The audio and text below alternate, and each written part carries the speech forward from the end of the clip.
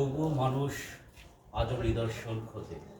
আজও নিদর্শন খোঁজে বলেই দূর দূরান্ত থেকে মানুষগুলো অনেক কাছে আসে। আর কাছে আসে বলেই এই নওগাঁ জেলার দুবলহাটির রাজবাড়িতে এখনও অসংখ্য পর্যটন প্রতিদিনই ভিড় করছে শুধুমাত্র সেই দুবলহাটি রাজবাড়ির ইতিহাস জানতে। আজকে আমরা এসেছি এই দুবলহাটি রাজবাড়ির ইতিহাস দেখতে।